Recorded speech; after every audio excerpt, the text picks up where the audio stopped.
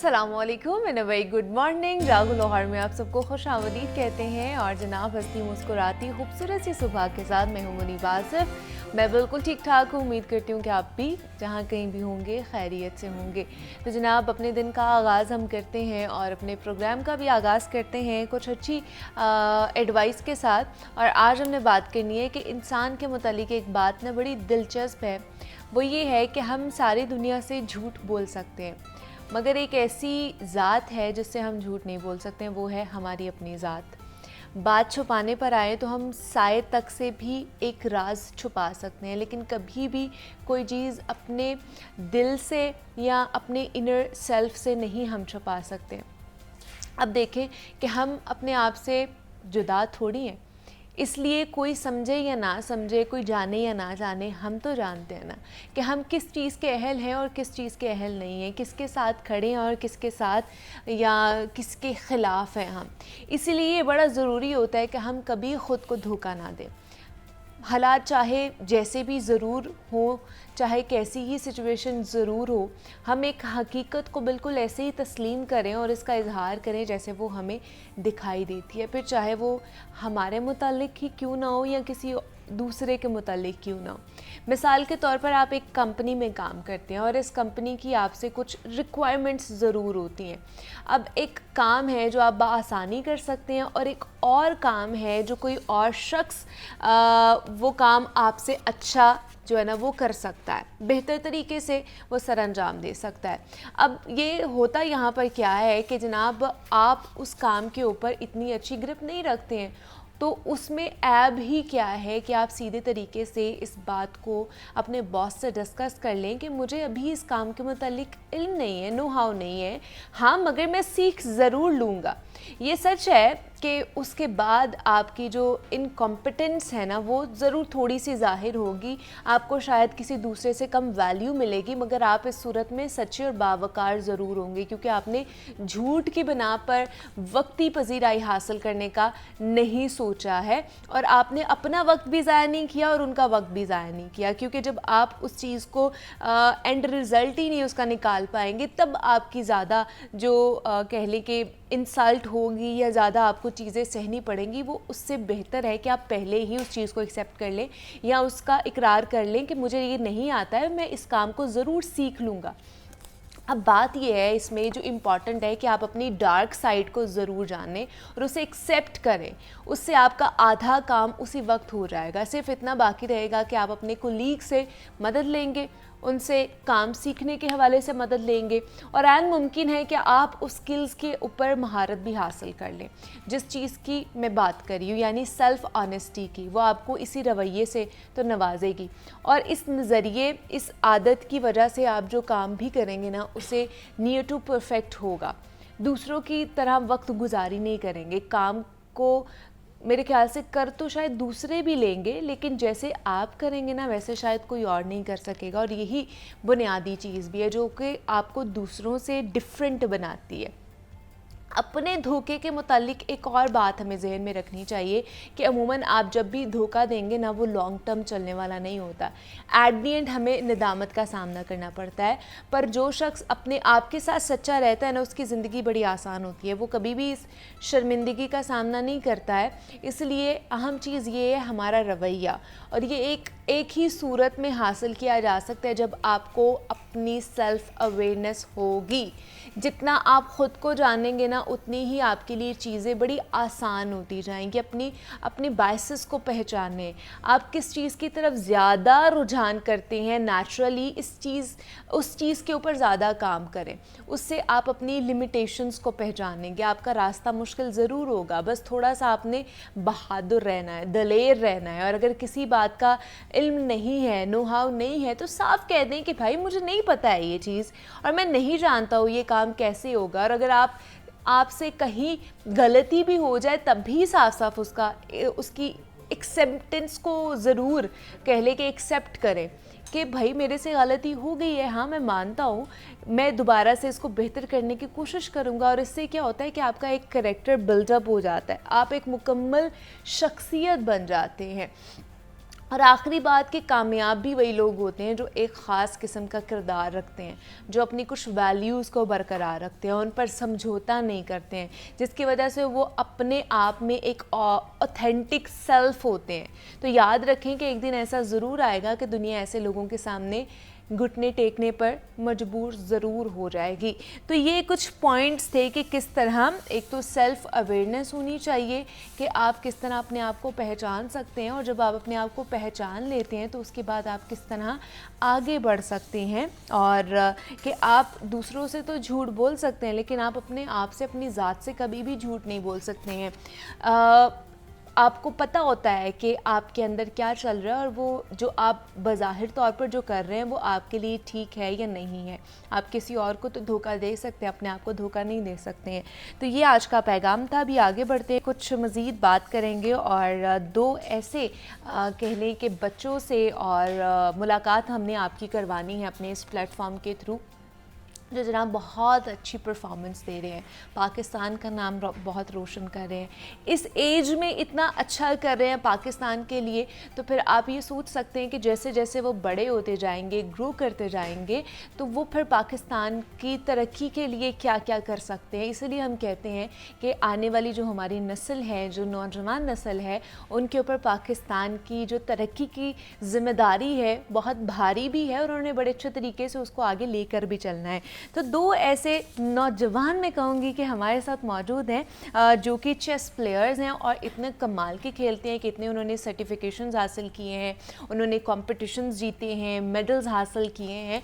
तो उनसे बात करेंगे, उनकी जर्नी उनसे ही जानेंगे। हमारे साथ आयत आसमी मौजूद हैं स्टूडियोज़ में, जो कि अंडर 12 कैटेगरी में खेलती हैं, चेस प्लेयर हैं। आयत, आपको वेलकम कहते हैं रागुल हॉर में। कैसी हैं आप? मैं ठीक हूँ।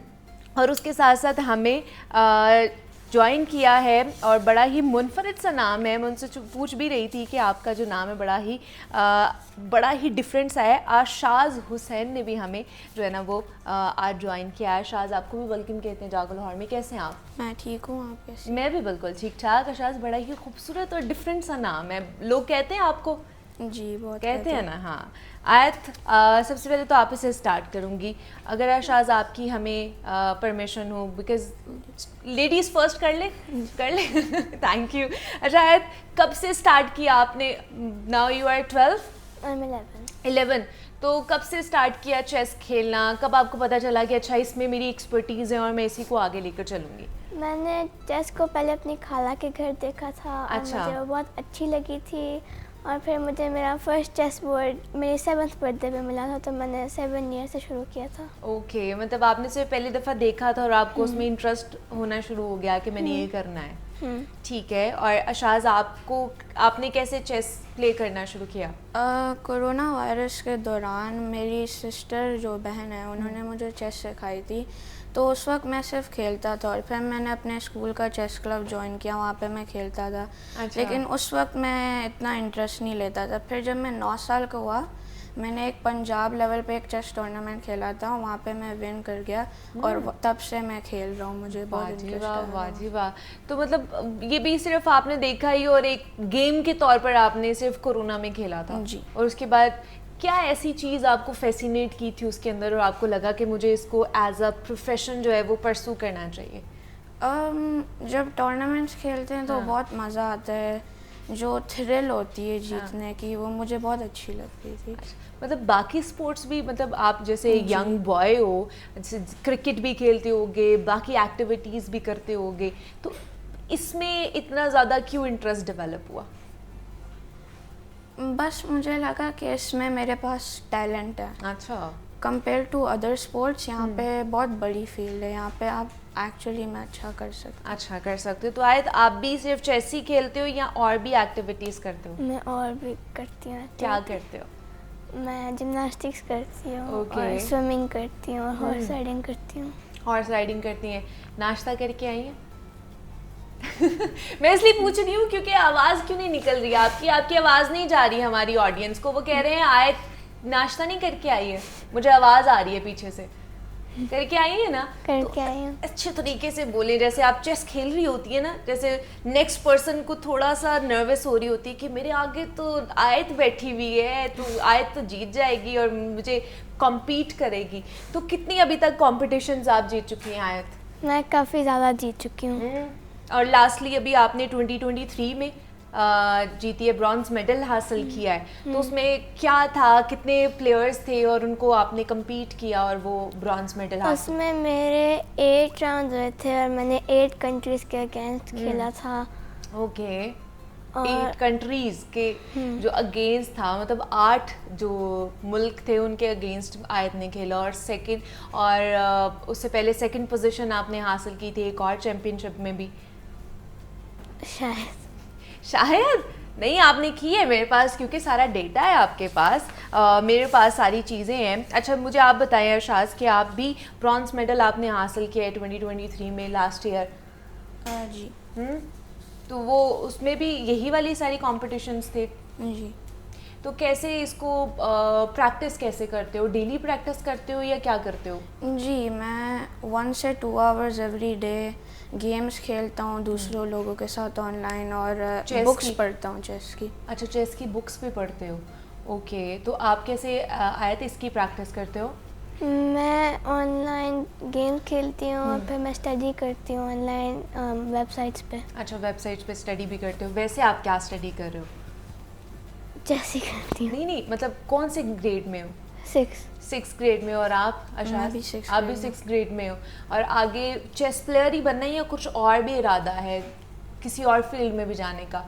अभी तो सिर्फ चेस ही है, उसके बाद जब बड़ा होगा तब देखा जाएगा। अच्छा, नहीं ये भी अच्छी बात है, जब बड़ा होगा तब देखी जाएगी। और आपका भी यही इरादा है आयत कि अभी बड़ी होंगी तब मैं देखूंगी मैंने क्या बनना है? मैंने चेस प्लेयर बनना है। चेस प्लेयर ही बनना है। चलो, दैट्स गुड। तो ये मुश्किल है या आसान है आयत, ये चेस कभी खेलना? कभी आसान होती है, कभी कभी मुश्किल हो जाती है। लेकिन इसमें क्या ऐसी ट्रिक्स हैं या कि किस तरीके से आप इसको खेलते हो? आपने सोचना होता है बोर्ड के ऊपर, और अगर आप बहुत ज़्यादा जल्दी करें तो आपसे मिस्टेक होती है और हार जाते हैं, तो आपको बहुत पेशेंस चाहिए होता है खेलने के लिए। अच्छा, तो कभी कभी प्रेशर फील होता है जब आप कंपटीशन में खेल रहे होते हो कि ये गलत ना हो जाए, कहीं मैं उसको गलत तरीके से जो है प्ले ना कर दूँ? जी होता है। तो वो आपका अपना प्रेशर होता है, जो सामने आपके बैठा होता है उसका प्रेशर होता है? ये मेरा अपना प्रेशर होता है। अच्छा, सही। और आपको और शायद इस तरह का प्रेशर होता है, जी। तो उसको किस तरह ओवरकम करते हो फिर? फॉर एग्जांपल जब मैं वीक प्लेयर से खेलता हूँ तो मुझे बहुत प्रेशर आ रहा होता है कि कहीं मैं हार ना जाऊँ। अच्छा। या कुछ गलत ना कर जाऊँ, लेकिन फिर मैं सोचता हूँ कि मैं इससे स्ट्रांग हूँ तो मुझे बस कामली खेलना है और मैं जीत जाऊँगा। तो मैं जीत जाऊंगा। इसमें टेक्निक क्या इस्तेमाल की जाती है शाज, यूज़ किस तरह की जाती है? जो हमारे देखने वाले हैं, जो बच्चे आप लोगों को देख रहे हैं, अगर उन्होंने इस साइड पर आना है या चेस उन्होंने चेस प्लेयर बनना है, तो वो उनके अंदर क्या क्वालिटीज़ होनी चाहिए, क्या इंटरेस्ट उनके अंदर होना चाहिए इस चीज़ के हवाले से? पहली बात तो चेस पसंद आनी चाहिए। ठीक है। और फिर आपको मेमोरी अच्छी होनी चाहिए बहुत ज़्यादा, क्योंकि जितनी चीज़ें आपको याद रहेंगी, फॉर एग्जांपल जो गेम्स खेली हुई हैं पास में ग्रैंड मास्टर्स की, जितनी ज़्यादा आपको याद होंगी उतना ही बेहतर आप उनको रिकॉल कर सकेंगे अपनी गेम्स में और फिर खेल पाएंगे उनको। अच्छा, मतलब आपकी मेमोरी शार्प होनी चाहिए।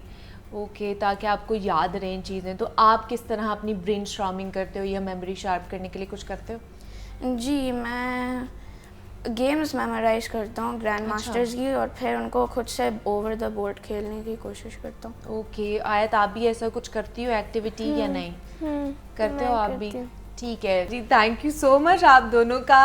आयत आप भी यहाँ पे आए, best of luck for your future. और अरशाज, थैंक यू सो मच कि आप भी यहाँ पर आए और आपको भी best of luck for your future. इसी तरह आप सक्सेसफुली आगे बढ़ते जाइए, पाकिस्तान का नाम रोशन करते जाइए। जनाब, कुछ अब सेहत के मुतालिक बात कर लेते हैं। और आजकल बहुत ज़्यादा आप लोग सुन रहे होंगे थायराइड का मसला बढ़ता ही जा रहा है। अब थायराइड क्या होता है कि थायराइड गर्दन के करीब एक तितली की शक्ल का एक गदूद होता है, और ये गदूद ऐसे हार्मोन्स पैदा करता है जो दिल, दिमाग और जिस्म के दीगर हिस्सों को सही तरीके से चलाता है। ये जिस्म को तवानाई का इस्तेमाल करने के काबिल भी बनाता है और उसे गर्म भी रखता है। एक तरह से ये जो गदूद है ये जिस्म की बैटरी की तरह काम करती है, और अगर ये गदूद कम या फिर ज़्यादा हार्मोन्स खारिज करे तो थायराइड की अलामात ज़ाहिर होना शुरू हो जाती हैं। तो आज के सेगमेंट में हम इस अहम मर्ज़ के मुतालिक बात करेंगे कि थायराइड जब अगर ज़्यादा हो जाए तो क्या मसला है, कम हो जाए तो क्या मसला आ जाता है, इसकी अलामात क्या हो सकती हैं और इस मर्ज़ की तशख़ीस किस तरह की जा सकती है। तो इस पर बात करने के लिए प्रोफेसर मोहम्मद राशिद ज़िया हमारे साथ स्टूडियोज़ में मौजूद हैं। ENT कंसल्टेंट हैं और प्रिंसिपल है अल्लामा इकबाल मेडिकल कॉलेज के। डॉक्टर साहब आपको वेलकम कहते हैं जागो लाहौर में, कैसे हैं आप? Thank you very much. Doctor साहब, थायराइड के हवाले से हमने बात करनी है कि थायराइड के प्रॉब्लम बहुत ज़्यादा बढ़ता जा रहा है। हर दूसरा बंदा जो ये कहता है कि मुझे थायराइड का मसला है, थायराइड का मसला है। ये कुछ चीज़ें मैंने बता दी है कि ये एक गदूद होती है हमारी गर्दन के अंदर, लेकिन ये काम क्या करती है, किस तरह इसको एलेबोरेट करेंगे आप? थायराइड ग्लैंड एक बड़ा सॉफ्ट और हाईली वास्कुलराइज नेक के अंदर हमारी गर्दन के बिल्कुल सामने के हिस्से में, अच्छा, ये यहाँ पर बहुत एग्जैक्टली ये सांस की नाली के ऊपर बिल्कुल ये चिपकाया हुआ है, अच्छा लगा हुआ है। जब आप ओके खाना खाते हैं, बातें करते हैं तो ये थोड़ा सा मूव करता है ऊपर नीचे। ओके अगर ये यहाँ पे नुमायां होना शुरू हो जाए, थोड़ा सा भी बड़ा शुरू हो जाए, तो समझे ये एबनॉर्मल है। ओह और ये अक्सर हमारे ये पूरी दुनिया का एक बहुत बड़ा मसला है। थायराइड का डिसफंक्शन, ज़्यादा काम करना या कम काम करना, hyperthyroidism, hypothyroidism, it's very common. ये यहीं का मसला नहीं, ये पूरी दुनिया का मसला है। हमारा सबसे बड़ा मसला ये कि हमारे अक्सर बीमारियां अनडिटेक्टेड हैं। हम उस वक्त पता करते हैं जब ऑलरेडी चीज़ लेट हो चुकी होती है। ओके अब आपने बिल्कुल बजा कहा कि ये बटरफ्लाई शेप्ड है, ये गर्दन के सामने है, ये सांस की नाली के ऊपर बिल्कुल चिपकाया हुआ है और थोड़ा सा भी बड़े तो फ़ौरन नुमाया पता देता है और इसको गिल्लड़ भी कह देते हैं। अगर बड़ा हो जाता है काफ़ी नेक के सामने तो इसको गिल्लड़ कहते हैं। ओके अब इशू ये है कि अगर ये थोड़ा सा ज़्यादा काम करेगा तो फौरी तौर पे बंदे के दिल की धड़कन बढ़ जाएगी। लेकिन ये काम क्या करता है? ये हमारी नॉर्मल नशो नमा, एक सेल की नॉर्मल एक्टिविटी, एक इंसान ट्रिलियन सेल से मिलके बना है। अच्छा, हर सेल की नॉर्मल फंक्शन के लिए ये बहुत ज़रूरी है, उसकी ग्रोथ के लिए भी, उसकी नॉर्मल। इसका आप यूँ सोचिएगा कि अगर ये थोड़ी सी भी कमी हो जाए तो ना कि बच्चे की हाइट पूरी नहीं अचीव होगी, अच्छा छोटा रह जाएगा। इसको क्रिटिन कहते हैं, बिल्कुल छोटा सा बंदा। और एज उसकी 40 ईयर्स हो गई हुई है, कद अभी 3-4 फुट है और उसको मेंटली भी लो है, लोग उसको तंग भी करते हैं, बुली भी करते हैं। तो मेंटली भी लो होता है, ग्रोथ भी कम होती है और उन लोगों की हाइट भी कम होती है। सो फिज़िकल और मेंटल ग्रोथ के लिए, नॉर्मल हमारे काम के लिए हमारा इस एज में भी कम हो जाएगा तो चंद दिनों में हमारा वेट बढ़ना शुरू हो जाएगा, फेस पे स्वेलिंग आ जाएगी, बाल झड़ने शुरू हो जाएंगे। ये प्रेगनेंसी में मिस कैरेज, अर्ली डेथ बच्चे की, अच्छा प्री मैच्योर डेथ, ये सारे इसी की वजह से। और क्रिटिन कई दफ़ा माँ के पैदाइश से पहले ही शुरू हो जाता है कि उनमें ऑलरेडी हार्मोन की कमी होती है। और अपोजिट भी है, अपोजिट ज़रा कम है, हाइपोथायराइडिज्म, थायरॉक्सिन की कमी। ये जो ग्लैंड हार्मोन बनाता है उसको थायरॉक्सिन कहते हैं। अच्छा, और आपने अक्सर देखा होगा लोग माइक्रोग्राम में ये अर्ली मॉर्निंग बिफोर ब्रेकफास्ट ले रहे होते हैं। अच्छा और ये ऑलमोस्ट समझे कि मैथमेटिक्स की तरह है। ये बीमारी बड़ी इजीली डायग्नोज हो जाती है, 100% एक्यूरेसी से ट्रीटमेंट हो जाती है। अच्छा और थोड़ा सा पेशेंट कभी कभी डॉक्टर के पास आ जाए और अद्वियात छोड़े ना और चेक करवाता रहे साल में 2 दफ़ा, इट मीन्स कि he will be nicely controlled, बिल्कुल लाइफ उसकी A1 गुजरेगी। अच्छा, लेकिन अगर ये एग्रीवेट कर रहा है, लोगों को नहीं पता चल रहा कि इसकी अलामात क्या आ रही हैं, तो इसकी कॉम्प्लिकेशंस मज़ीद क्या हो सकती हैं अगर आप इसको इनिशियल स्टेज पे नहीं पकड़ रहे हैं? तो ये दूसरी हद ये है कि नॉर्मल से ज़्यादा काम शुरू करते हैं। ठीक है, आपने देखा होगा कि एक साहब अच्छा खासा ठीक था, चंद दिनों में उसकी आंखें थोड़ी सी नुमायाँ होनी शुरू हो गई, वो बात बात पे झगड़ रहा है, वेट कम हो रहा है और उसको बिल्कुल हर वक्त भूख लगती रहती है और वो बिल्कुल हड्डियों का ढांचा बन गया है। समझें कि ये अर्लीस्ट फेज है और उसको हर वक्त गर्मी लगती रहती है, अच्छी खासी सर्दियों में भी गर्मी लग रही है। तो ये हाइपरथायराइडिज्म, ओके, जैसे ने कहा है कि ये हमारे एक्सेलरेटर की तरह है, हमारी बॉडी में एक बैटरी की तरह। अच्छा थोड़ा सा नॉर्मल से ज़्यादा फंक्शन करेगा तो पूरी बॉडी की फैट, हर चीज़, मसल बिल्कुल डिलीट हो जाएंगे, ख़त्म हो जाएंगे, कम हो जाएंगे। इसलिए इसका फ़ौरन पता चलता है। और T3, T4, TSH हर शहर में, हर कस्बे में अवेलेबल है। ठीक है, इसको इसका फ़ौरन टेस्ट है। चेक करवाएं और फ़ौरन पता लग जाता है कि आप कहाँ खड़े हैं इस वक्त। ठीक है। और हाइपर थायरिज्म की तो ये है, लेकिन क्या जो हाइपो है उसकी भी अलामात हैं? एग्जैक्टली अलामात अपोजिट हैं कि फेस में एडिमा शुरू हो जाता है, बाल झड़ने शुरू हो जाते हैं, वेट गेन शुरू हो जाता है, अच्छा।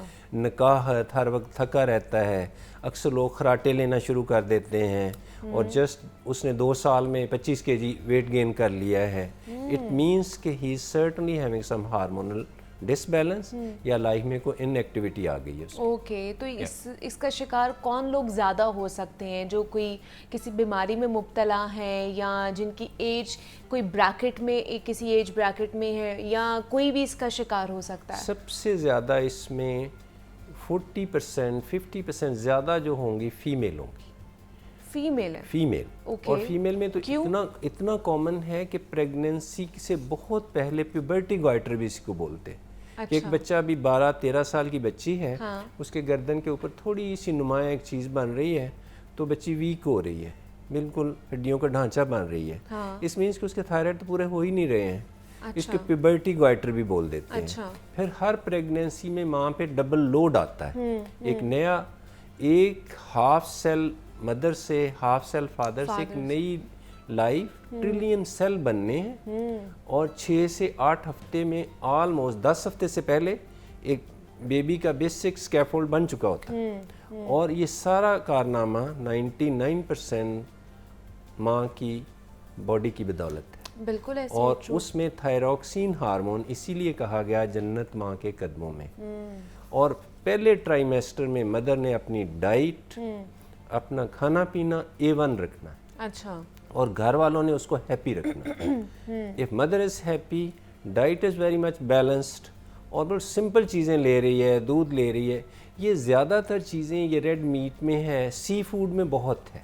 अच्छा। और अब तो लाजम है कि आप घर में जो भी साल्ट लाएं वो आयोडाइज्ड हो। आयोडाइज्ड? आयोडीन इसकी बेसिक फॉर्मेशन में मदद करता है। अच्छा, मतलब आयोडीन वाली चीजें खाएं, Exactly. वो इससे जिसमें भी प्रिवेंट कर आयोडीन सकता है। है वो परफेक्टली वेरी गुड है। मतलब हम लोग जो घर में नॉर्मल नमक यूज कर रहे हैं उसमें आयोडीन नहीं है?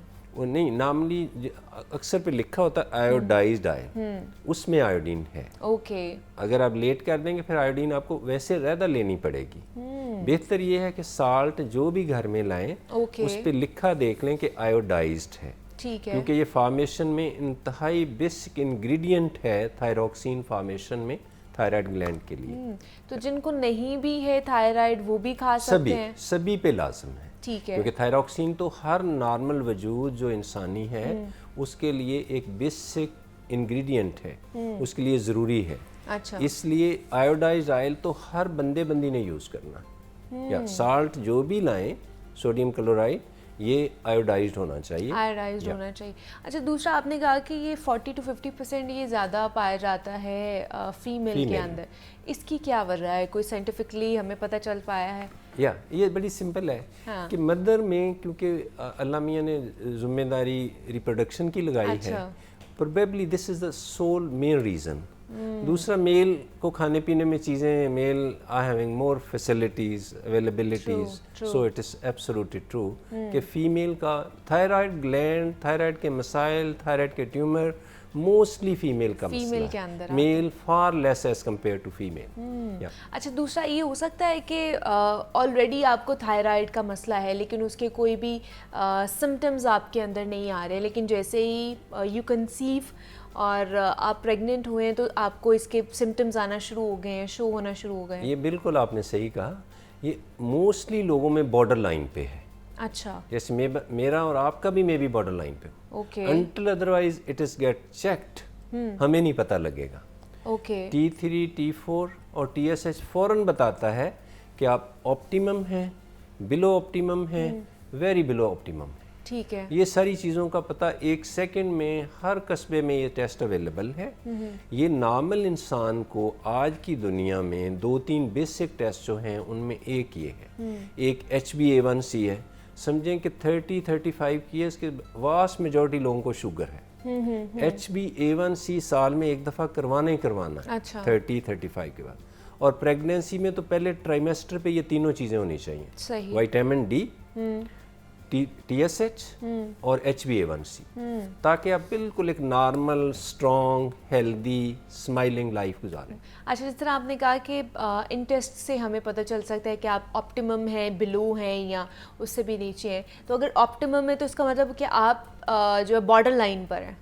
No, optimum mean very normal, एक Okay, रेंज कि है वो इसकी, normal है आपके पास, एग्जैक्टली okay. जैसे 0.5 से 4 तक अगर आपका TSH है तो you are blushing, you are the Okay. Best citizen and you are performing very well.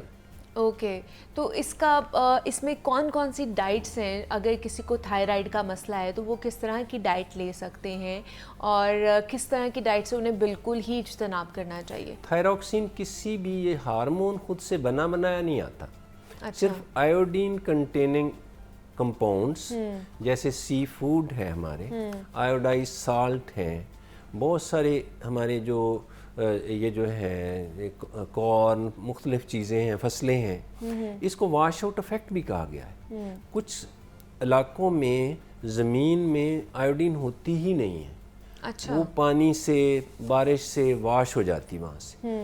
उन इलाकों में गिल्लड़, ये ग्वाइटर, गर्दन के आगे बड़ा हुआ नुमाया बहुत कॉमन है। फिर अच्छा। इसकी सबसे बुरी चीज़ ये है कि इसमें कैंसर डेवलप हो जाता है। अच्छा, अगर इसमें एक ही तरफ, दोनों तरफ यूनिफॉर्मली बढ़ा है तो कम चांस है, अगर एक ही तरफ बढ़ रहा है और रैपिडली बढ़ रहा है, पिछले चंद 5-6 माह में बढ़ गया है एक ही साइड पे ग्लैंड में, तो it is not normal, it's absolutely आप पे ज़रूरी है, फ़र्ज़ कि वो है कैंसर कि हो किसी सकता गवर्नमेंट हॉस्पिटल में जाएं और इसका फ़ौरन एक सिंपल सी नीडल बायोप्सी होती है, उससे काफ़ी अंदाज़ा 80% तक पता लग जाता है उसी टाइम पे कि कहीं बुरे सेल तो नहीं बन रहे, और ये 100% काबिल इलाज है। अच्छा, ये कैंसर पता लग भी जाए तो ये वाहिद कैंसर है जिसका इलाज इंतहाई कामयाबी से 100% मुमकिन है। टाइमली सर्जरी होगी, उसके बाद क्लोज फॉलोअप होगा, पेशेंट बिल्कुल, अगर अल्लाह मियां ने उसकी लाइफ 100 ईयर लिखी है तो 100 ईयर ही पूरा करेगा इंशाल्लाह। लेकिन अगर क्या ऐसा हो सकता है कि कैंसर डायग्नोज हो गया है थायराइड का और उसके बाद ऑपरेट भी करा लिए जो कि सक्सेसफुल भी हो गया, लेकिन उसके बाद भी कुछ ऐसी चीज़ें कॉम्प्लिकेशंस आ सकती हैं या दोबारा से थायराइड का मसला हो सकता है उन्हें? एग्जैक्टली, ये एक इंतहाई साइंटिफिक और मेडिकल की बात है कि अच्छा, अगर आपके वो डायग्नोस्ड है, ट्रीटमेंट हो गया है, तो कैंसर के लिए ज़रूरी होता है close long term follow up, 5 to 10 years, okay, कि आपने साल में 2 दफ़ा थायराइड निकलवा के भी डॉक्टर को दिखाना है, अल्ट्रासाउंड गर्दन की करवानी है। जैसे मदर का प्रेगनेंसी में 9 मंथ में मल्टीपल टाइम अल्ट्रासाउंड Visits होना हैं, ज़रूरी है कि ग्रेजुअल ग्रोथ को, बच्चे की नशो नमा को 100% एक्यूरेसी से मेजर किया जाता है। इसी तरह थायराइड गर्दन की अगर हम अल्ट्रासाउंड करवाते रहें और साथ साथ कुछ टेस्ट करवाते रहें, बिल्कुल nip the evil in the bud, छोटी सी भी एक खसखस के दाने जितनी 1 मिलीमीटर भी ग्रोथ होगी तो उसको विद सिंपल मेडिसिन जो रेडियो एक्टिव आयोडीन्स हैं उससे ख़त्म किया जा सकता है। अच्छा, उसके लिए दोबारा सर्जरी की ज़रूरत नहीं पड़ती। लेकिन अगर आप दोबारा से एक बहुत बड़ा कर लेंगे या बॉडी में फैल जाएगा और आएंगे 10 साल बाद तो मुमकिन है वो नाकाबिले इलाज हो जाए। इसलिए कैंसर कोई भी हो, सक्सेसफुल ट्रीटमेंट के बाद एक क्लोज फॉलोअप 5 से 10 साल अपने डॉक्टर्स के साथ इंतहाई ज़रूरी है। ज़रूरी होता है। अच्छा, अगर इस तरह की आपके, जिस तरह आपने कहा कि गिलर नहीं बन रहा है, ये चीज़ें नहीं बन रही है और बड़ा नॉर्मल सा है आपको थायराइड, उसमें होता है कि आपको बहुत ज़्यादा हाइपरटेंशन, आपको बीपी आपका हाई रहना शुरू हो जाता है, चिड़चिड़ापन आपका बहुत ज़्यादा, गुस्सा आपको बहुत ज़्यादा आता है, ये हाइपो में होता है या हाइपर में होता है? ये जो है ना इरिटेटेड माइंड्स या हाइपरटेंशन या थोड़ा सा हम एक दूसरे से दुखी रहते हैं, मेरे ख्याल में इसका हमारी सोसाइटी में 2-3 जो बड़ी वजह है ना वो थायराइड नहीं है। अच्छा, थायराइड नहीं है। बहुत से लोग कहते हैं अच्छा ये चिड़चिड़ापन नहीं है, मुझे थायराइड का मसला ये है। थायराइड जो वो जिम्मेदारी किसी और पे डाल रहा है वो घरवाली से लड़ के आया, जिम्मेदारी किसी और पे डाल रहा है। मैं आपको बताऊं, जो इंसान सोशल मीडिया को ज़्यादा यूज़ करेगा, अच्छा, टीवी ज़्यादा देखेगा, पूरी स्लीप नहीं लेगा, एक्सरसाइज नहीं करेगा, खाना टाइम पे नहीं खाएगा, नाश्ता किए बगैर घर से निकलेगा, उसके लिए दुआ की जा सकती है, उसके लिए कुछ नहीं किया जा सकता। आप ये बिल्कुल ज़रूरी है कि आप अपनी कुछ भी हो जाए अपनी नींद का ख्याल करें। नींद के वक्त अपना मोबाइल फ़ोन, अपना टेलीविज़न कमरे से बहुत दूर होना चाहिए। और जब सोएं तो फिर सोएं। आप एक्सरसाइज की आदत डालें। ठीक है। जो इंसान एक्सरसाइज करते हैं उनकी बॉडी में 3 हार्मोन और केमिकल पैदा होते हैं, एंडोर्फिन, डोपामीन, सीरोटोनिन।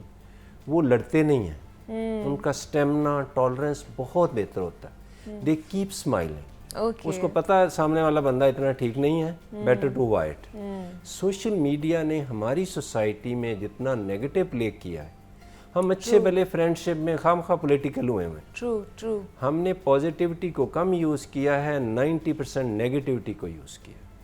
हमने खामखाई लोगों को मतलब it is being misuse day and night like anything. हमने स्माइल को तो आम ना किया, हमने मुनव्वर ज़रीफ या चार्ली चैपलिन के स्टाइल को तो आम नहीं किया। हमने तो एक दूसरे पे ब्लेम गेम, मर्ड स्लिंगिंग किया। क्या हमने एक महातिर मोहम्मद नहीं हम 70-75 साल में पैदा कर सके। एक ली कुआन यू पैदा कर लेते सिंगापुर का, तो आज ये मुल्क सिंगापुर की तरह, अमेरिका की तरह बहुत आगे होता। And we can do it, we can do it. ये होप है, ये महातिर मोहम्मद के बगैर ये मुमकिन नहीं है। आगे हमने चलना है और इसी तरह चलना है। लेकिन उसके साथ साथ हमें कुछ ऐसी पॉलिसीज़ बनानी है, कुछ ऐसी चीज़ें करनी है जिसके ऊपर अमल पैरा होकर ही हम आगे बढ़ सकते हैं, वरना तो हम नहीं बढ़ सकते हैं इस तरह। अच्छा, दूसरा डॉक्टर साहब मुझे ये बताइए कि मैंने बहुत से लोगों को ये देखा है कि जिनको ये हाइपर होता है, क्या इसको कहते हैं, थायराइड। हाँ, उनके अंदर पसीना बहुत ज़्यादा उन्हें आता है, ऐसा है? उन्हें गर्मी बहुत ज़्यादा लगती है? पार्टली सही है। अगर आपके हाथ वार्म हैं, क्लिनिकल साइंस हैं ये कुछ। अच्छा। कि जैसे किसी की आंखें थोड़ी बहुत नुमायाँ हो रही हैं, पल्स रेट 100 से ज़्यादा है, अच्छा। आप हाथ मिलाएं तो हाथ हमेशा वार्म हैं, इवन सर्दियों में भी, और स्वेट कर रहा है, वहाँ तक तो ठीक है। अच्छा। लेकिन अलोन स्वेटिंग का उससे हम कोरिलेट नहीं कर सकते। कुछ लोगों के 90% लोगों के पसीना आता ही कम है। 10% लोग हैं बगैर किसी वजह के उनको पसीना आ रहा है, हल्की सी गर्मी, सर्दियों में भी आ रहा है। अगर आपके हाथ किसी को हाथ मिलाएं और बिल्कुल काम, कोल्ड हैं और पसीने से भरे हुए हैं, तो ये एंजाइटी है, ये पेशेंट परेशान है, ये इंट्रोवर्ट है, ये अपनी बात को एक्सप्रेस नहीं करता, ये फीमेल लाइक है। या अच्छा, दूसरा क्या जो थायराइड के पेशेंट हैं, क्या उन्हें गोश्त वगैरह ये इस तरह की चीज़ें खानी चाहिए? ये बहुत अच्छी बात है कि गोश्त में आयोडीन काफ़ी है। अच्छा। और सी फूड में तो अल्लाह मियाँ ने सबसे खूबसूरत बस्तियाँ बीचेस पे होती हैं, और सी फूड में अल्लाह मियाँ ने absolutely balanced vitamin A, D आपकी आंखों के लिए, आपकी बोन के लिए सरप्लस रखा हुआ है। अच्छा। अब देखें हमारे कंट्री में भी सोलर एनर्जी, सनलाइट मोस्टली 10-11 माह प्रॉपर सनलाइट होती है। हाँ, हमें बचना पड़ता है, हमें दरख्त ढूंढने पड़ते हैं, हमें उस नेक बंदे को दुआएं देनी पड़ती हैं जिसने दरख्त लगाया है, लगाए हैं और फिर काटे नहीं है और फिर पानी भी दिया है। तो he is angel light. So certainly ये जो सनलाइट है very early in the morning 45 minutes at the start, 6 बजे 6:30 बजे, अगर आप पतले से कपड़े पहन के घर में ही थोड़ी सी वॉक कर लेते हैं, स्टॉल कर लेते हैं, बस जस्ट फेस को सन ब्लॉक लगा लें। अच्छा। या क्योंकि sunlight, UV light is in one way in the long term can lead to cancer भी की तरफ आपको लेके जा सकते हैं। हैट ले लें, दुपट्टा ले लें, लेकिन बॉडी लेकिन आजकल इतनी गर्मी है डॉक्टर साहब कि हम तो जरा सी भी 5 मिनट भी क्या, हम लोग 2 मिनट भी बाहर नहीं खड़े हो सकते। मिस हम लेट उठते हैं। अगर हम बहुत टाइम पे उठ जाएं, तो जैसे पुराने वक्तों में था कि आप 9-10 बजे सो जाएं, पूरी दुनिया 7 बजे काम शुरू करती है, 6 बजे घर से निकल पड़ती है। हम माशाल्लाह तशरीफ़ लाते हैं और उठते हैं ऐसे जैसे पीर साईं, बिल्कुल कोई काम इतनी स्लोली, मतलब जब हम रात लेट इस तरह करेंगे तो सारा सुबह हमारी लेट होगी ना। या very early in the morning, जब सनलाइट मैक्सिमम अच्छी ठीक होती है। है, that's the best source of तो विटामिन वो डी। आप जो विटामिन डी वहाँ से ले सकते हैं। Yeah. अच्छा, दूसरा लास्टली मुझे बता दें कि क्या ये जेनेटिकली भी रन करता है आपकी फैमिली के अंदर, मतलब अगर आपके पेरेंट्स को है तो बच्चों को भी हो सकता है थायराइड का प्रॉब्लम? या एक सिग्निफिकेंट नंबर इसमें मौजूद है, अच्छा। जिसमें अगर पेरेंट्स में कमी है तो लाइकली चांस है बच्चों में होगी। अगर बच्चा आपका स्कूल में परफॉर्मेंस नहीं दे रहा, बच्चे उसको तंग कर रहे हैं, वो वेट गेन कर रहा है, तो प्लीज़ फ़ौरन उसका ये 2-3 टेस्ट ज़रूर करवा लें। T3, T4, TSH, vitamin D, HbA1c। ये मेटाबॉलिक डिजीज़ डायबिटीज़ भी है एक हार्मोन की वजह से, इंसुलिन की कमी की वजह से, ये भी बच्चों में कॉमन है। एक माह में मिस हम 2-3 बच्चे डायग्नोज करते हैं डायबिटीज़ के लिए। ओहो और वही होता है जी, नाक बह रही है, ठीक नहीं हो रहा, दवाई बहुत दे रही, फिर डॉक्टर एंटीबायोटिक वर्सेस एंटीबायोटिक को चलती जा रही है।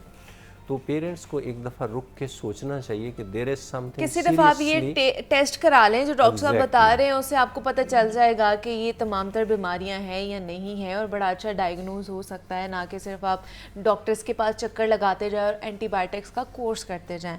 तो प्रोफेसर मोहम्मद राशिद ज़िया हमारे साथ मौजूद है। डॉक्टर साहब, बहुत शुक्रिया आपके वक्त का कि आप यहाँ पर आए। थायराइड के प्रॉब्लम के हवाले से हम बात कर रहे थे कि ये है क्या और किस तरह इसकी तशखीस की जा सकती है। यहाँ पर ब्रेक लेते हैं, मिलते हैं इस ब्रेक के बाद।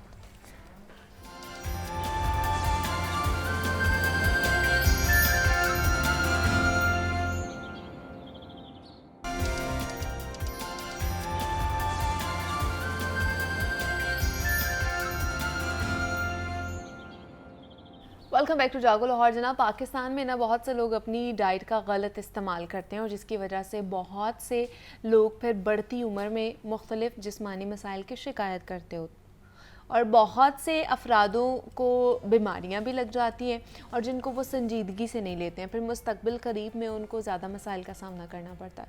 बहुत से लोग हैं जो मुख्तलिफ मसाइल को डॉक्टर्स के साथ तो सामने तो रखते हैं, लेकिन मुतालिका डॉक्टर से रुजू नहीं करते हैं। फ़िज़ियोथेरेपी जो है वो हड्डियों, जोड़ों और पट्ठों की तकलीफ़ का एक मौसर तरीका इलाज है, और आजकल बेशुमार अफराद हैं वो गर्दन, कमर और जोड़ों के दर्द में मुब्तला हो रहे हैं। इसकी एक अहम वजह है कि ज़्यादा, एक तो हमारा बैठे रहना, दूसरा ऑयली चीज़ों का हम इस्तेमाल बहुत ज़्यादा कर रहे होते हैं, और हम में से बहुत से लोग हैं जो ये जानते ही नहीं है कि जनाब हमने किस पोस्चर में सोना है, हमने बैठना कैसे है, और इन वजूहात की वजह से ये मसाइल और ज़्यादा बढ़ जाते हैं। और इन तमाम मसाइल का हल कैसे मुमकिन है और हम किस तरह अपनी जिस्मानी सेहत को बेहतर कर सकते हैं, इस पर बात करेंगे। इस पर बात करने के लिए फ़िज़ियोथेरेपिस्ट महविश ज़ेब हमारे साथ स्टूडियोज़ में मौजूद हैं। महविश, आपको वेलकम कहती हूँ जागो लाहौर में। कैसी हैं आप? मैं ठीक हूँ, अल्लाह का शुक्र है। आप कैसे? मैं भी बिल्कुल ठीक ठाक।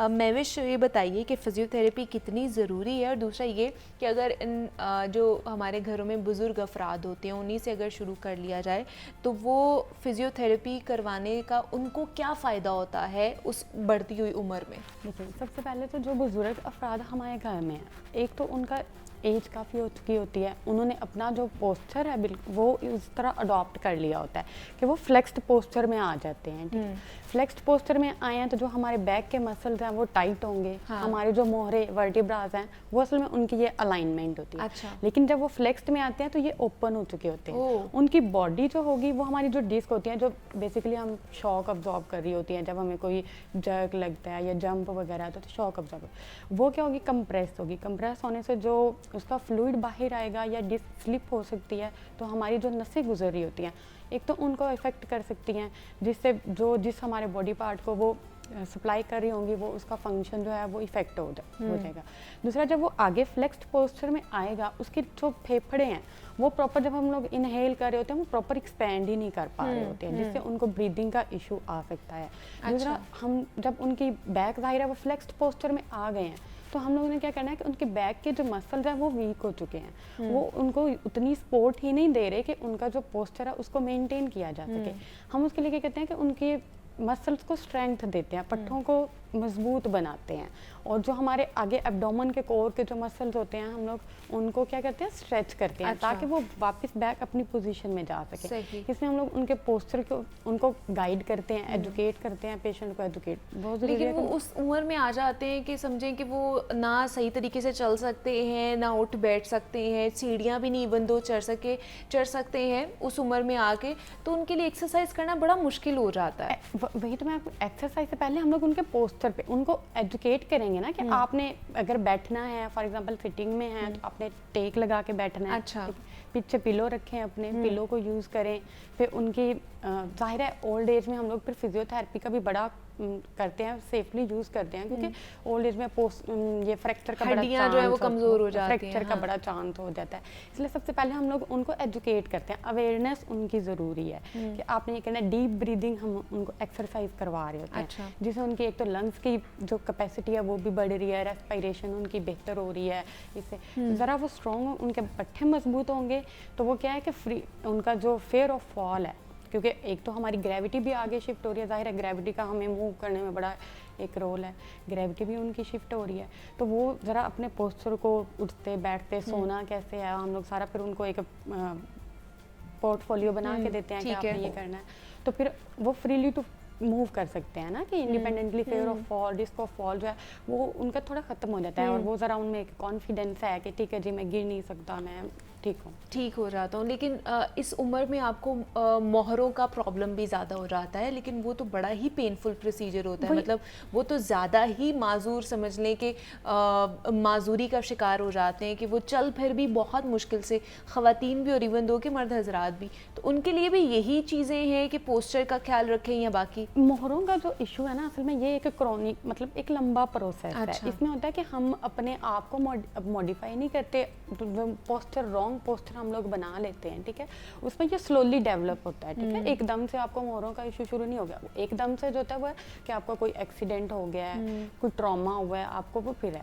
लेकिन अगर जब आप एज रिलेटेड बात करेंगे तो वो आपने स्लोली डेवलप किया है उस चीज़ को, और उसको फिर आपको रिकवर करने में या उसको इम्प्रूव करने में फिर टाइम लगेगा। ठीक है। अच्छा, दूसरा मुझे बताइए कि आजकल जैसे मैं तो कहूँगी कि जो टीनेजर्स हैं वो भी, उसके अलावा जो एडल्ट्स हैं जो 20 अबव हैं, 30 अबव हैं, उनके अंदर भी कमर दर्द और पट्ठों में खिंचाव और ये जो हमारे शोल्डर्स हैं, गर्दन में दर्द, ये बहुत ज़्यादा है। हर कोई जो है ना वो यही शिकायत कर रहा होता है जी, कमर में दर्द बहुत है, पट्ठे खिंच जाते हैं, क्रैम्प्स, मसल क्रैम्प्स पड़ रहे हैं, तो इसकी वजह क्या है और इसका हल क्या है? इसकी वजह जो हमारे अडल्ट्स में है ना, टीनेजर्स में ज़्यादा तो है फ़ोन का यूज़। अच्छा। या हम लोग पढ़ रहे हैं, बुक्स गोद में रख ली हैं, झुक के मैं पढ़ रही हूँ, मैं फ़ोन यूज़ कर रही हूँ, मेरा स्लीपिंग पैटर्न ठीक नहीं है, मैं ज़्यादा कुशन यूज़ कर रही हूँ, जिससे मेरे ये बैक के सारे मतलब स्ट्रेच आएगा ना, ठीक है। जो अडल्ट में है वो तो ये है कि हमारा पोस्चर मेन चीज़ है हम लोग। और पट्टों का जो असल में इशू शुरू होता है ना, ये है कि हमारे बॉडी एक ही पोजीशन में रहेगी, उसका खिंचाव आएगा, टाइट हो जाएंगे, सख्त स्टिफ होंगे पट्टे जब हमारे, तो एक जो पट्टों का असल में मेन इशू है ना, लोग इसको इतना फोकस ही नहीं कर पाते। एच बी, जो खून की कमी है हमारे पास, खून की कमी होगी हमारी बॉडी में, हमारी पूरी बॉडी पेन शुरू हो जाती है, पूरी बॉडी पेन शुरू होगी, आप फटीग में लेजी रहोगे, ठीक है।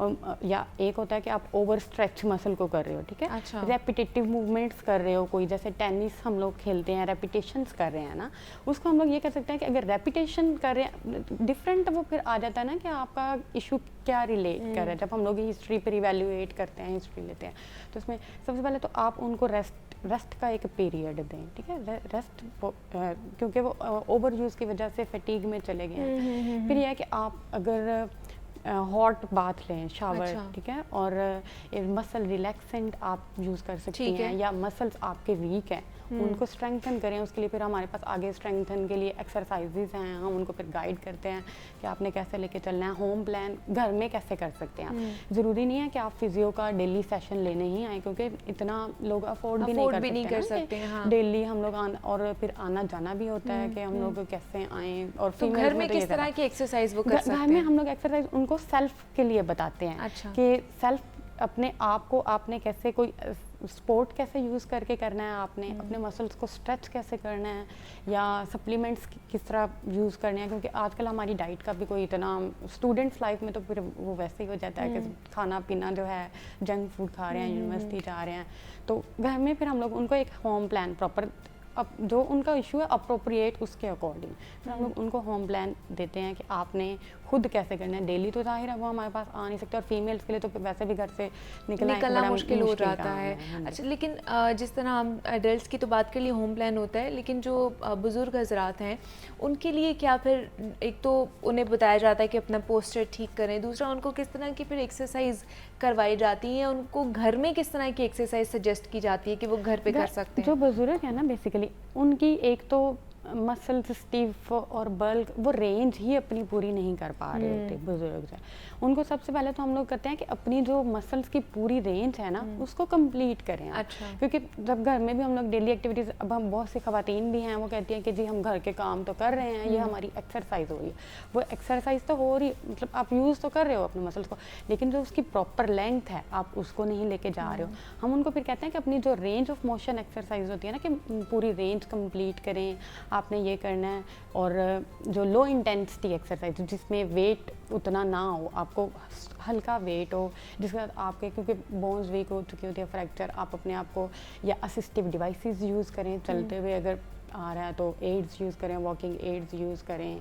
और मॉडिफिकेशन, लाइफस्टाइल मॉडिफिकेशन बहुत ज़रूरी है कि आपने क्या करना है, स्लीपर्स अगर आप पहन रहे हो तो कंफर्ट शूज़ होने चाहिए, अच्छा। आपके फ्लोर के साथ उनकी अच्छी ग्रिप होनी चाहिए। ठीक है। ये तो इस तरह की जो चीज़ें हैं वो बताई जाती हैं। जो दूसरा आर्थराइटिस का जो मसला है वो भी बढ़ता जा रहा है, क्या उसके अंदर कोई ख़ास किस्म की वर्जिश कराई जाती है या बिल्कुल भी कराई नहीं जाती है? आर्थराइटिस जो है ना, असल में हमारा जोड़ों का दर्द जो शुरू हो जाता है, मोस्टली तो ये होता है कि हमारे एज रिलेटेड ये होता है कि आपको एज के साथ साथ ज़रा आपका हमारे डिस्क, या अगर स्पाइन में ये इशू आ रहा है हमारे, तो वो डिस्क की जो हाइट है वो कम हो रही होती है, हमारा वाटर फ्लूइड जो है वो उसका कंटेंट डिक्रीज़ हो रहा होता है, और वो, लेकिन इसका जो इसके लिए जो इसमें होता क्या कि हमारे जोड़ों के दरमियान जो स्पेस है वो कम हो रही होती है, जगह कम हो रही होती है, हमारे जोड़ एक दूसरे के साथ रगड़ खा रहे होते हैं, ठीक है, जो फ्लूइड अंदर पड़ा होता है, कुशनिंग प्रोवाइड कर होता है, वो आहिस्ता आहिस्ता डिक्रीज़ होना शुरू हो जाता है। एज रिलेटेड है ना, क्योंकि आहिस्ता आहिस्ता एज के साथ आपकी ये चीज़ें जो हैं वो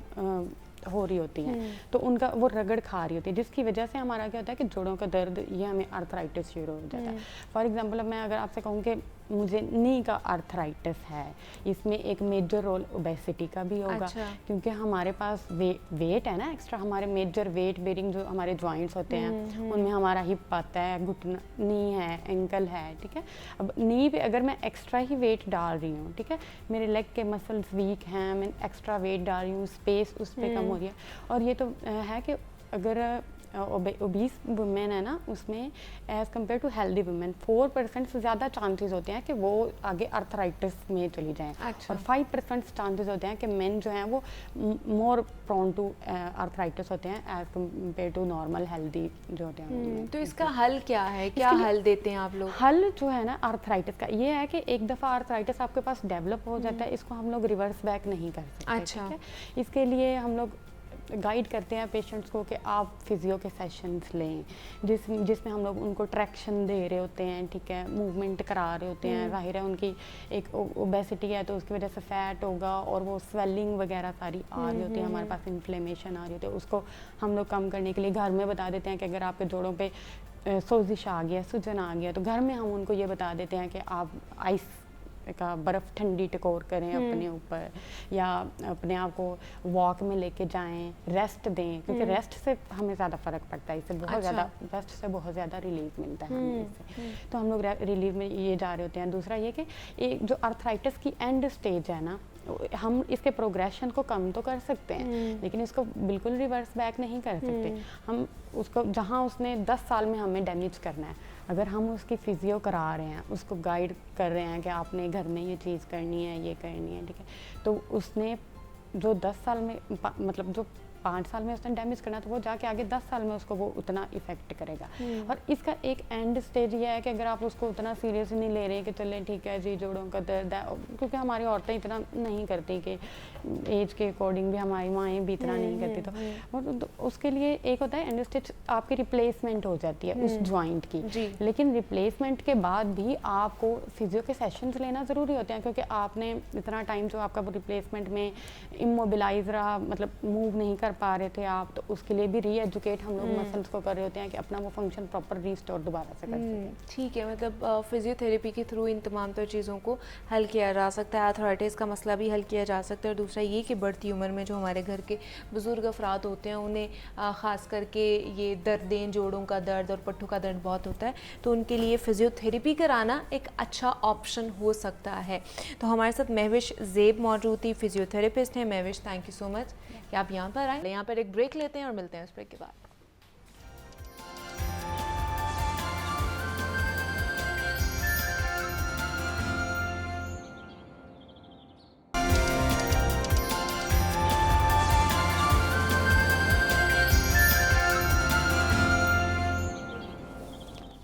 वेलकम बैक टू जागो लाहौर। और जनाब आप कुछ बात कर लेते हैं कपड़ों के हवाले से, और साथ ही साथ हमने बात करनी है जनाब मेकअप के हवाले से भी कि मेकअप ट्रेंड्स क्या क्या चल रहे हैं, और ख़ास करके जिनकी शादियां आने वाली हैं, जिन लड़कियों की शादियां आने वाली हैं या जिन लड़कों की भी शादियां आने वाली है, उनके लिए भी टिप्स आज हम उनको देंगे कि वो किस तरह की तैयारी कर सकते हैं।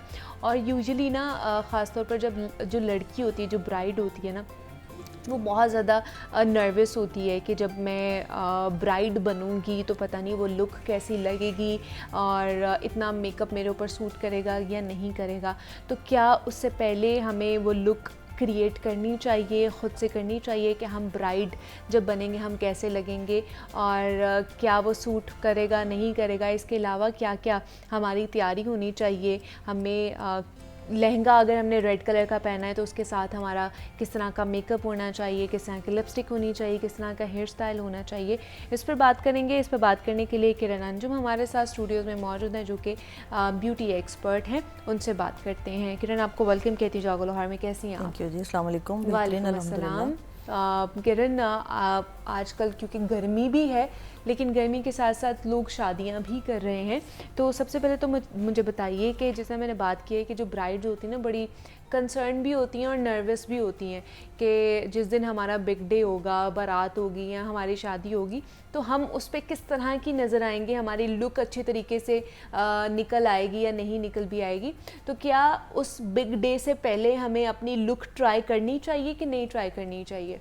बिल्कुल बिल्कुल, आपका 100% जो मेकअप होता है वो तो सैलून्स पे नहीं वो करते कि आप जिस दिन आपने ब्राइड बनना है तो आपको सेम वही पूरा प्रॉपर जो है वो मेकअप कर दिया जाए। लेकिन आजकल बुटीक्स में इस तरह हो रहा है कि आपको पूरी ड्रेसिंग एक दफ़ा पूरी चेक करवाई जाती है और फिर लाइट सा मेकअप जिस तरह का उसके साथ बता दिया जाता है कि ये आई शेड हम अप्लाई करेंगे, या कोई फ़ोटोज़ दिखा दी जाती हैं या लिपस्टिक दिखा दी जाती है, और साथ थोड़ी सी एडवाइजरी दे दी जाती है कि जो आप चाह रही हैं, अगर आपने कोई इमेज अपने माइंड में बना रखा है तो वो दिखा दें।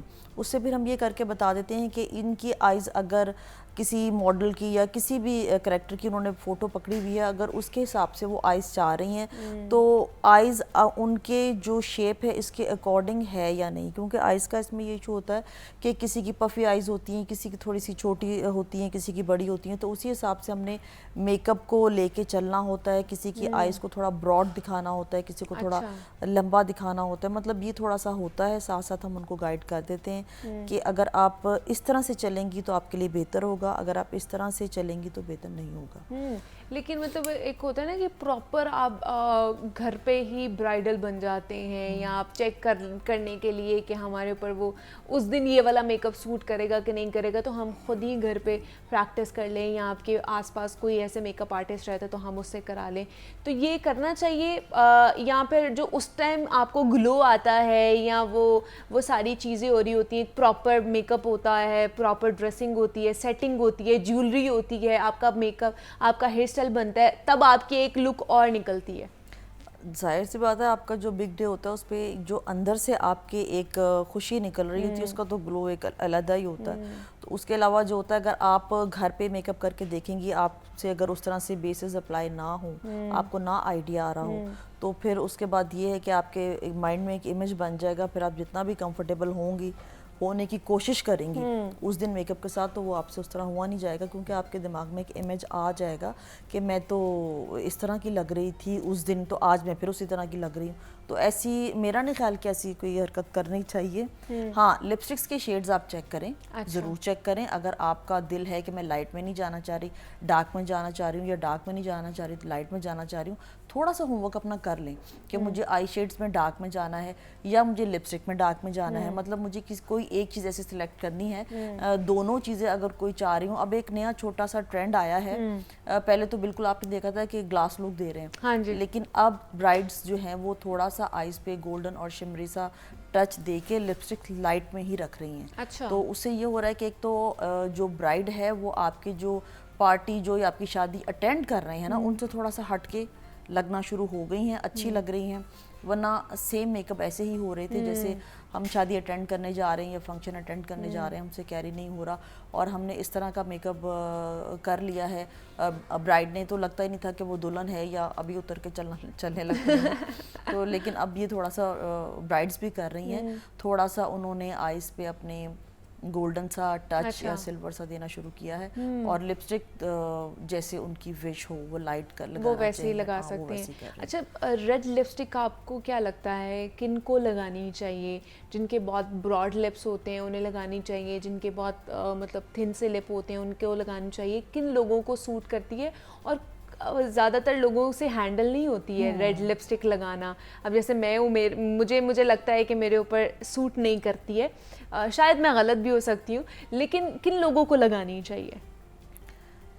मेरे ख्याल से जो रेड कलर है, चाहे वो ड्रेसेस में हो, चाहे वो लिपस्टिक में हो, ज्वेलरी के पर्ल्स में हो, अच्छा। आपकी बैंगल्स में हो, आपकी नेल पॉलिश में हो, वो हमेशा ही खूबसूरत लगता है। अच्छा। हमेशा खूबसूरत लगता है। लेकिन अब रेड के भी डिफरेंट कलर्स हैं ना, कुछ आपके ऑरेंज रेड में आ जाता है, कुछ मरून में आ जाता है, कुछ डीप रेड कलर में आ जाता है। तो रेड के भी कलर्स हैं, तो वो भी कलर कॉम्प्लेक्शन के हिसाब से आपको रेड कलर जो है वो चूज़ करना चाहिए? कॉम्प्लेक्शन के हिसाब से तो करना चाहिए ज़रूर, लेकिन देखें जब हम मेकअप कर रहे होते हैं तो हम आपकी स्किन के टोन को, आपके डिज़ायर जहाँ तक होती है वहाँ तक लेके जा सकते हैं। अच्छा। मतलब कि जो मेकअप से पहले खातून लग रही होती हैं, जाहिर सी बात है वो उसके बाद नहीं होती, तो उसका कोई इशू नहीं है। आप अगर कॉन्फिडेंस आप में इतना है, आपको अच्छा लग रहा है, तो आप ऑटोमेटिकली एक कंफर्ट जोन में आ जाएंगी। फिर आपका दिल चाहे तो आप रेड लगाएं, ऑरेंज लगाएं, डार्क ब्राउन लगाएं, मरूनिश लगाएं, जो आपका दिल चाह रहा है आप लगाएं। उसके साथ ही फिर आप आइज़ की तरफ आ जाएं। मैं हमेशा एक बात करती हूँ कि हर इंसान को पता होना चाहिए कि उसके चेहरे में नाक, आँख या लिप्स या क्या चीज़ सबसे खूबसूरत है, उसको अच्छी लग रही है या देखने वाले को अच्छी लग रही है, आप उस पर फोकस करें। अच्छा। आप उस पर फोकस करें। जब आप एक अल्लाह की बनाई हुई चीज़ की खूबसूरती को मज़ीद इन्हेंस करेंगे ना, तो वो डबल हो जाएगा। दूसरी तरफ ध्यान थोड़ा सा कम दे लें। मतलब जैसे अगर किसी के होंठों के लिप्स की शेप जो है वो बहुत ज़्यादा अच्छी नहीं है और आंखें उनकी काफ़ी बड़ी हैं, तो वो आंखों को अच्छा सा लेंस के साथ, लैशेस के साथ, मेकअप के साथ उसको थोड़ा सा बड़ा कर लें। थोड़ी सी बाबे look type, doll look type उसकी आइज़ को बना दें। और अगर किसी की आइज़ थोड़ी सी छोटी हैं या लग रहा है कि मतलब बहुत मेहनत करने के बावजूद भी 60-70% रिजल्ट निकलेगा, तो आप होंठों पे ध्यान दें। अच्छा। मतलब ये आपको अपना पर्सनल जो है ना, ये आपको खुद देखना पड़ेगा कि मेरे चेहरे में क्या मेरे कौन से फीचर्स जो हैं वो ज़्यादा अच्छे हैं। अच्छा, दूसरा मुझे बताइए कि जो दुल्हन होती है, क्या उसे शादी से पहले, जिस तरह बहुत सी लड़कियां हैं वो स्ट्रीक्स करवा लेती हैं या डिफरेंट कलर्स करवा लेती हैं बालों के, तो वो शादी से पहले एक चेंज लुक करने के लिए वो करानी चाहिए, नहीं करानी चाहिए? हाँ, ज़रूर करानी चाहिए। आपका इतना बड़ा डे आ रहा होता है तो उस पर आपको पता है जो स्ट्रीक्स होती हैं ना, स्ट्रीक्स या लाइट कलर्स के साथ मेकअप बहुत खूबसूरत लगता है। अच्छा। बहुत प्यारा लगता है। और लेकिन अब इस वक्त लड़कियां डार्क में जा रही हैं, डार्क में जा रही हैं, रेड टोन में जा रही हैं और चॉकलेट कलर्स में जा रही हैं, हेज़ल इस तरह के कलर्स में जा रही हैं, गोल्डन्स में नहीं जा रही हैं। मतलब स्ट्रीक्स में ही जा रही हैं या वन कलर में जा नहीं रही नहीं हैं? स्ट्रीक्स में ही जा रही हैं, शेड में जा रही हैं, मतलब कोशिश उनकी यही है कि बहुत ज़्यादा गोल्डन ब्लॉन्ड कलर ना आए। उसके 2-3 रीजंस हैं। एक तो ये कि आपकी अगर केयर नहीं है ना बालों की तो आपके बाल डैमेज होने शुरू हो जाते हैं। अच्छा, ठीक वो है। आपका टाइम तो निकल जाता है लेकिन फिर आपके बाल डैमेज होना शुरू हो जाते हैं। दूसरा, जब उनका कलर स्ट्रीक्स के ऊपर जो ग्लॉसिंग होती है, जब वो वॉश होती है नीचे से जो बालों का कलर है वो बिल्कुल ही ऑरेंज सा आना शुरू हो जाता है। तो अब जो है ना लोगों को काफ़ी इस चीज़ का नॉलेज हो गया है, शऊर हो गया है कि हमने चीज़ का बेड़ा गर्क भी नहीं करना अपने बालों का और अच्छा भी लगना है और किस तरह से हम फैशन के साथ इन भी रहेंगे। और वैसे भी एक चीज़ आप नोट की होगी आपने कि जो चीज़ चल रही होती है ना, आप अगर उसी चीज़ को फॉलो करें ना तो चाहे वो जैसी भी हो वो खुद ब खुद अच्छा लगना वो शुरू हो जाता ऑड नहीं लगती है आपके लिए कि आप बिल्कुल ही हट कर जो है ना वो किसी चीज़ के आपने ऑप्ट की है। 19-20 का फर्क तो ठीक रहता है लेकिन अगर आप 70-80 का उससे भी ज़्यादा का ले जाएंगे तो वो तो बहुत फिर अजीब वो लगेगा। ऑड बहुत लगती है। अच्छा, दूसरा मुझे ये बताइए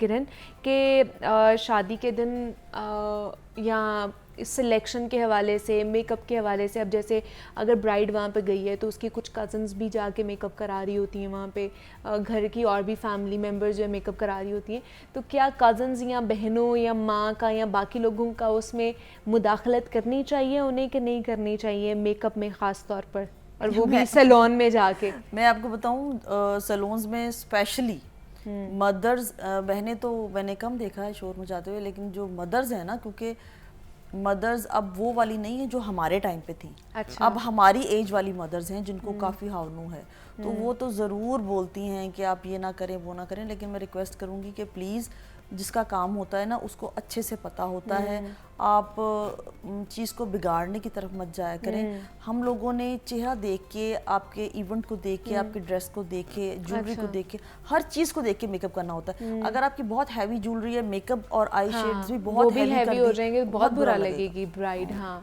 तो ये देखना चाहिए कि आप थोड़ा सा ना उसको कि किस तरह आपने बैलेंस करके चलना है, और ये एक मेकअप आर्टिस्ट ही अच्छे तरीके से देख सकता है शादी पे किस तरह का मेकअप होना चाहिए जिसमें आपकी लुक अच्छी आए, लेकिन मेकअप के साथ साथ जो इम्पॉर्टेंट चीज़ होती है कि आपका ड्रेस किस तरह का होना चाहिए, ब्राइडल का भी और ग्रूम का भी। तो उस पर भी बात कर लेते हैं। तो उस पर बात करने के लिए हमें डिज़ाइनर ने ही ज्वाइन किया है और अहमद शेख हैं इन स्टूडियोज़ में हमारे साथ। अहमद, आपको वेलकम कहते हैं जागो लाहौर में। कैसे हैं आप? अल्हम्दुलिल्लाह, आप बताएं। मैं भी बिल्कुल ठीक ठाक। अहमद, क्योंकि गर्मियाँ भी हैं और ऊपर से शादी भी जिन लोगों ने रखी हुई है, तो उनके लिए क्या कहेंगे आप कि किस तरह का ड्रेस जो है वो सेलेक्ट कर सकते हैं, ग्रूम भी और ब्राइड भी? आजकल काफ़ी ट्रेंड हुआ है कि ग्रूम और ब्राइड दोनों जो है ना काफ़ी कॉम्बिनेशंस मैचिंग काफ़ी कर रहे हैं। अच्छा। और जैसे समर है तो ज़रा डार्क कलर्स, मतलब थोड़ा मतलब ऐसे कलर्स होने चाहिए, शार्प कलर्स जो ज़रा अट्रैक्ट करें, मतलब फिट रहे सीन। और वैसे लाइट कलर्स का तो ट्रेंड स्टार्टिंग से ही चलता आ रहा है, लाइट कलर्स भी लोग लाइक करते हैं लेकिन डार्क कलर भी। और मतलब ड्रेस जो है ना आजकल समर के अकॉर्डिंग थोड़ा लाइट होना चाहिए, मतलब बहुत हैवी नहीं पहनना चाहिए। अच्छा, ठीक तो है। बहरहाल मतलब इस तरह का लेकिन ट्रेंड आया क्या है। जिस तरह बहुत ट्रेंड आया है कि सेम कलर का पहनना है, लड़की ने भी वही सेम कलर का पहनना है, लड़के ने भी वही सेम कलर का ड्रेस पहनना है, तो क्या ये आज भी इन है फैशन में कि नहीं है? नहीं नहीं, बहुत इन है इस टाइम, तो इस तरह का बहुत ट्रेंड आया है कि सेम कलर और सेम, इवन जो ब्राइड हमें ऑर्डर करती हैं वो कहती हैं कि हमारे ग्रूम के ड्रेस में भी उसी मटेरियल में उसी सारे आर्ट को क्रिएट करते हुए सेम मटेरियल यूज़ करके मतलब आप काम करें और सेम मतलब लुक आए।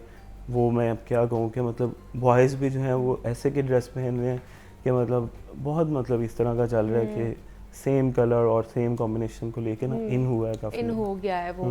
अच्छा, दूसरा क्या सजेस्ट करेंगे कि कितना अरसा पहले, शादी से कितना अरसा पहले आपको अपना सिलेक्ट कर लेना चाहिए ड्रेस, वो ब्राइड है यहाँ पे ग्रूम है? ब्राइड देखें जी, ब्राइड तो माशाल्लाह उसका तो लाइफ का एक ही स्पेशल डे है, ऐसा उसने ग्रूम का भी एक ही स्पेशल डे होता है। बिल्कुल ऐसे ही है, लेकिन उसने जो ड्रीम ड्रेस अपने माइंड में मतलब सोचा होता है ना, वो स्टार्टिंग से देखते लड़कियां जाती हैं, उनका तो मेन मिशन ही होता है कि ड्रेस आके देखना है ब्राइड का। तो मतलब वो तो बहुत ज़्यादा इस चीज़ को लेके मतलब पोजेसिव होती हैं। तो मतलब लड़कियां जो है ना उनकी यही होती है लेकिन कि हम कितना ऐसा अर्सा पहले ड्रेस कि मतलब उनके पास टाइम हो कि अगर कुछ ऑल्टर उन्हें करवाना है, साइजिंग में कोई प्रॉब्लम आ गई है, कोई ऐसी चीज आ गई है, तो वो उनका भी उनके पास मार्जिन हो, तो कोई एक महीना पहले तक उनके पास होना चाहिए जोड़ा, 2 महीने पहले तक होना चाहिए, कब तक कितना अर्सा पहले उन्हें होना चाहिए? मिनिमम उन्हें 3 मंथ्स पहले ऑर्डर करना चाहिए ताकि हमें भी 4 वीक्स या 6 वीक्स अच्छा। रिक्वायर्ड होते हैं ऑर्डर टेकिंग के लिए। तो मतलब 1 मंथ पहले उनके पास हो, ठीक वो है। अच्छे से चेक कर लें, कोई ऑल्ट्रेशंस हैं, कोई मतलब कोई क्लिपिंग है, कोई मामलात हैं, वो इजीली ताकि करवा सकें। मतलब इस तरह होना चाहिए कि मतलब 1 महीने पहले तक आपका जो जोड़ा है वो मुकम्मल तौर पर रेडी होना वो चाहिए आपके deliver हो पास। जाना चाहिए। और आप लोग क्या करते हैं, मतलब किस लोग ज़्यादातर किस तरह के कलर्स के लिए आ रहे हैं आपके पास? अगर देखा जाए तो बारात पे क्या मैरून ही पहना जा रहा है, लोग मैरून ही या रेड ही डिमांड कर रहे हैं, या कोई और कलर भी आजकल ट्रेंड में है? हमारा काफ़ी साल से ना रेड कलर पे बहुत जोर था लड़कियों का, हाँ जी। और रेड कलर पे ही चल रहे थे। अभी 2 इयर्स से सिर्फ मैरून कलर पे ट्रेंड आया है। अच्छा। इतना ट्रेंड आया है कि जितना ऑर्डर है वो अल्हम्दुलिल्लाह टोटली मैरून कलर पे है। मतलब रेड कलर को लोग नहीं इस टाइम लाइक कर रहे हैं, अच्छा। मैरून कलर पे आए हैं। उसमें मेकअप बहुत अच्छा आता है, बड़ी शार्प लुक आती है उसमें, तो इसलिए मैरून कलर पे ज़्यादा ट्रेंड है। वो ज़्यादा चल रहा है। अच्छा, किरण, जिस तरह अहमद बता रहा है कि मैरून कलर है, तो उसमें क्या सजेस्ट करेंगी, मेकअप किस तरह का होना चाहिए? बहुत मिनिमल सा, बहुत लाइट सा, या बहुत शिमरी और उस तरह का मेकअप होना चाहिए? नहीं नहीं, इतना डार्क कलर जब यूज़ कर रही हूँ हाँ। ब्राइड, तो उसके साथ जाहिर है उन्होंने ज्वेलरी भी जो यूज़ करनी हाँ। है उसमें वो गोल्ड या सिल्वर यूज़ करेंगी, और ठीक है। साथ जो उसके मोती वगैरह हैं वो भी उसी तरह के डार्क होंगे। तो हमें मेकअप बिल्कुल लाइट टोन में बिल्कुल लेके light जाना, सा। बिल्कुल लाइट, ताकि बिल्कुल लाइक फ्लावर लगे वो, मतलब उसका जो कलर है लहंगे का, उसका जो ज्वेलरी का कलर है वो इन्हेंस हो, और वो खुद अच्छी अंदर से चमकता हुआ उसका चेहरा लाइट सा नजर आए, ना कि उसको भी हम भर दें बहुत ज़्यादा, वो नहीं अच्छा लगे। डार्क मेकअप नहीं करना नहीं, है। बिल्कुल लाइट और ग्लास लुक हो, बिल्कुल लिपस्टिक भी लाइट ही होनी बिल्कुल चाहिए light फिर, lipstick। या जिनका रेड लगाने का दिल है वो रेड लगा लें? जाहिर सी बात है, जब अगर किसी का दिल है तो उसको तो हम मना नहीं कर सकते, लेकिन मशवरा यही है कि अगर आप light, इतने डार्क में जाएं तो आप बिल्कुल लाइट में जाएं। लाइट कलर में जाएं। अच्छा, दूसरा मुझे अहमद ये बताइए कि आजकल लोग ज़्यादा खुद से अपने कपड़े बनवा रहे हैं, मतलब एक्सपेंसिव बहुत ज़्यादा, ऑब्वियसली महंगाई हुई हुई है, तो इस फील्ड में भी महंगाई आई होगी, कपड़े महंगे हो गए हैं, ब्राइडल लहंगा तो बहुत ही महंगा मिलता है, तो लोग अब खुद से बनवाना अभी भी उन्होंने मतलब रखा हुआ है इसको, या अब रेंट आउट कर रहे हैं लोग? देखिए जी, जो तो ऑर्डर पे बनवाना चाहते हैं वो तो ऑर्डर पे ही बनवा बनवाते रहे हैं, ठीक है। जी। लेकिन क्योंकि मुल्की हालात थोड़े स्टेबल नहीं है, तो इसको देखते हुए लोगों का बहुत ज़्यादा इस टाइम ट्रेंड आया है कि वो रेंट पे ले रहे हैं। अच्छा। रेंट पे ड्रेस बाय कर रहे हैं, और मतलब उनके लिए भी इजी हो जाता है। कहाँ 25 लाख का ड्रेस आपको जस्ट थोड़े से रेंट में, 1 लाख रेंट में या उससे भी कम रेंट में आपको डिज़ाइनर ड्रेस मिल जाना है, और आपने इजीली इसे वेयर करना है और फिर रिटर्न कर देना है, कोई इशू नहीं है। सारी ज़िंदगी इंसान ने मतलब फ़ोटोशूट देखना होता है, ड्रेस निकाल के लड़कियां कहाँ देखती हैं, तो इसलिए बहुत ज़्यादा ट्रेंड आया है रेंट का। लेकिन अल्हम्दुलिल्लाह ऑर्डर भी चल रहे हैं, मतलब रेंट दोनों पे तरफ भी से। लोग ले रहे हैं अब। बिल्कुल। अब जो अफोर्ड कर सकते हैं वो तो अपना बनवा लेते हैं, जो अफोर्ड नहीं Exactly. कर सकते हैं वो फिर रेंट आउट कर लेते हैं। Rent out मतलब ये एक अच्छी ऑप्शन है अब लोगों के पास कि वो रेंट करके एक अच्छे डिजाइनर का जोड़ा भी पहन जी, सकते बिल्कुल, हैं, बिल्कुल, exactly. जो उनकी जेब पर भारी भी नहीं पड़ेगा। तो ये मेरे ख्याल से एक अच्छी कह लें कि इनिशिएटिव लिया गया है या ऑप्शन निकाला गया है उन लोगों के लिए जो अफोर्ड नहीं कर सकते हैं 10-10 लाख 15-15 लाख का लहंगा पहनना किसी एक्सपेंसिव डिजाइनर का। तो ये मुझे बताइए कि जब लोग आपके पास आते हैं, खासतौर पर ग्रूम जब आते हैं, तो उनको किस तरह आप सजेस्ट करते हो कि वो किस तरह का सूट पहने? अगर सूट पहना है, 3 पीस पहना है, तो उसका कलर क्या होना चाहिए? यूजुअली ना हमारे यहाँ पे जो शर्ट्स होती हैं वो ब्राइड के कलर के साथ की होती हैं, लहंगे के कलर के साथ। अभी भी वैसे ही चल रहा है कि नहीं जी, चल रहा? वो बेसिकली कि थोड़ा सा चेंज आया है उसमें? चेंज बस इस तरह का आया है कि बारात पे तो ग्रूम शेरवानी पहनते हैं, उस शेरवानी ब्लैक पहने, ऑफवर्ड पहने, स्किन पहने, उसका जो टर्बन है, शॉल वो है, उस कलर का हो सकता है, हाँ। वो ब्राइड के कलर का हो जाता है। ऐसे ही जो वलीमे पे 3 पीस पहनते हैं, उसमें शर्ट से थोड़ा ट्रेंड कम होके ना इस टाइम टाई और पॉकेट स्क्वेयर पे हुआ है। अच्छा। मतलब वो काफ़ी ट्रेंड में है कि वो ब्राइड के साथ मैचिंग कर लेते हैं और एग्जैक्ट वही कलर लेते हैं कि हमारा ज़रा भी चेंज ना फील हो। और ये चल रहा है। और किस तरह, कौन से कलर्स का उन्हें मतलब अगर वो सूट पहन रहे हैं तो कौन सा कलर ज़्यादा आपको लगता है कि आजकल इन है ग्रूम्स के लिए? ग्रूम के लिए तो डार्क कलर ही होता है। उसके अंदर जो मतलब वैसे जो ब्राइड में है ना, वो लिवेंडर शेड और लाइट शेड, पेस्टल शेड जो है ना, वो काफ़ी ट्रेंड में आए हैं। मतलब वो ज़्यादा इन है, मतलब as compare to dark colour. Dark colour बारात पे पहन लिया, अच्छा। वलीमे पे, रिसेप्शन पे लोग ज़रा लाइट कलर की तरफ आते हैं। अच्छा, डे लाइटिंग भी हो रही है, तो डे लाइटिंग में भी लोग यही डिमांड कर रहे हैं कि रेड और मरून की तरफ ही जाएं? हाँ जी, डे लाइट में भी डार्क कलर, मतलब यही कलर्स चल रहे हैं जो नाइट में चल रहे हैं, क्योंकि नाइट में लाइट्स इतना उसको प्रोमिनेंट कर देती हैं और डे लाइट में भी, तो इस तरह ही चल रहा है। तो ठीक है, मतलब दोनों चीज़ें ही चल रही हैं आपकी, कह लें कि ख्वाहिश के मुताबिक जो है ना वो चीज़ें हो जाती है। आपका बस कैरी करना आपको आना चाहिए कि आप किस तरह किस चीज़ को कैरी करते हैं। हमारे साथ अहमद मौजूद थे और किरण अंजुम मौजूद थी। किरण जी बहुत शुक्रिया आपके वक्त है। Ahmed, thank you so much for coming here. और हम बात कर रहे थे कि क्या क्या ट्रेंड्स इस वक्त मौजूद हैं कपड़ों के हवाले से और मेकअप के हवाले से। मुझे इजाज़त दीजिए, ख्याल रखिएगा, अल्लाह हाफ़िज़।